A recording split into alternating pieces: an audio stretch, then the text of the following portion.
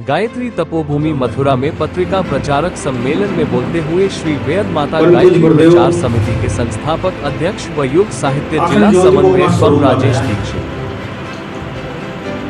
उस स्वरूप के माध्यम से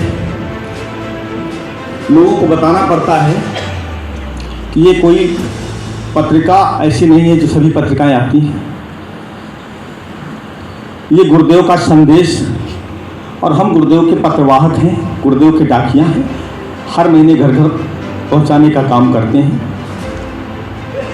अभी हमने ज़िले से कई जगह से गोला, निघासन, बहजम इन जगहों में फ़ोन से संपर्क किया और आगे ये प्रयास कर रहे हैं कि वहाँ ब्लॉक स्तर पर जा कर के और जो भी हमारे पत्रिका वितरक परिजन हैं उनको सबको बुला करके पत्रिका को कैसे जन जन तक पहुंचाने का प्रयास किया जाए, पढ़ाने का प्रयास किया जाए और लोगों की रुचि पढ़ने में कैसे पैदा हो।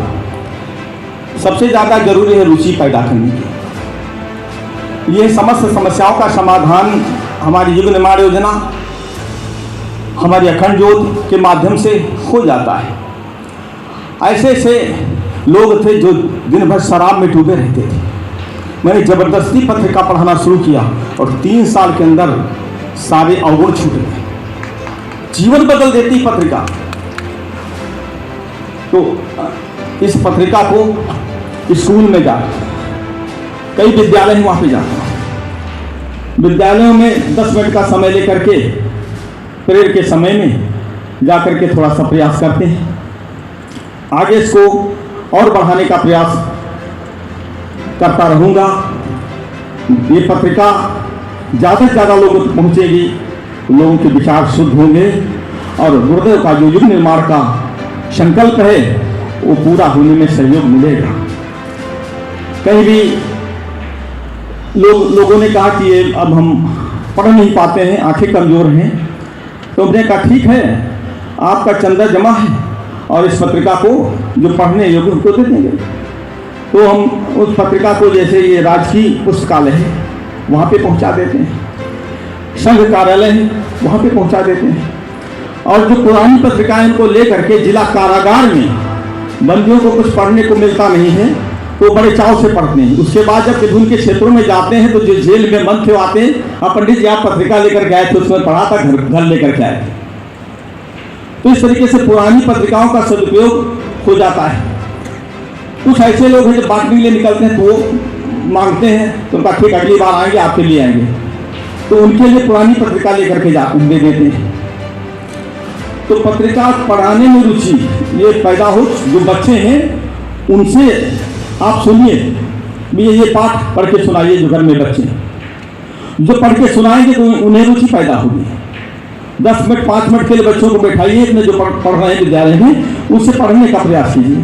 वो पढ़ के आपको सुनाए, आप पढ़ लेते हैं, लेकिन वो जब पढ़ेंगे तो फिर दूसरे दिन भैया एक पाठ और पढ़िए, तो उससे रुचि पैदा होती बच्चों में पढ़ने की।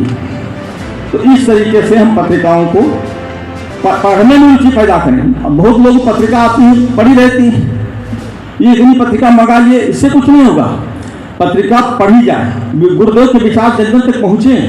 मुख्य काम यही है कि जो गुरुदेव की पुस्तकें हैं, जो गुरुदेव की साहित्य हैं और जो पत्रिका है, ये हम लोगों तक पहुंचाने का प्रयास करें। 2 घंटे 1 घंटे का समय अपना जरूर निकाल लें और पत्रिका पुरानी ले जाएं, उसको दिखा करके दे करके पढ़िएगा। अगली बार जाए अच्छी लगी हो अगले साल समझ जाना, हम आपको पुरानी देते रहेंगे। तो इस तरीके से हम पत्रिका को बढ़ाने का प्रयास करेंगे, ज़्यादा से ज़्यादा प्रयास करेंगे, गोष्ठी करेंगे, जा करके गोष्ठी करेंगे ताकि उनको लखीमपुर ना आना पड़े। हम वहाँ जा करके गोष्ठी करेंगे और उनको बताएंगे कैसे पत्रिका बढ़े। हम भी कई विद्यालयों में पत्रिका देते हैं, कुछ हमारे लोकल अखबार जो छपते हैं उनको भी पत्रिका वहाँ पहुँचाते हैं, भी सदस्य हैं और वो साभार अपने अखबार में साभार छापते भी गुरुदेव के लेख हैं। तो इस तरह से हमारा ये कार्यक्रम चले और आप सभी से अनुरोध है कि इसी तरीके से आप पत्रिकाओं को बढ़ाने का प्रयास करें, पढ़ने में रुचि पैदा करें। तो आप सभी को प्रणाम, धन्यवाद।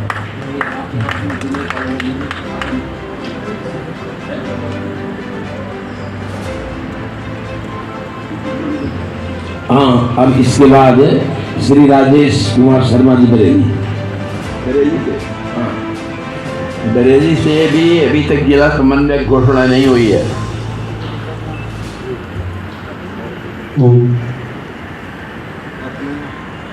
परम पूज्य गुरुदेव,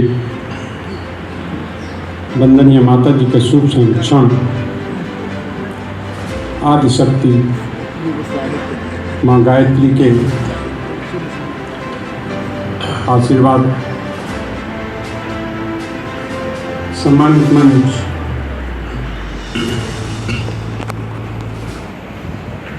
आत्मीय परिजनों,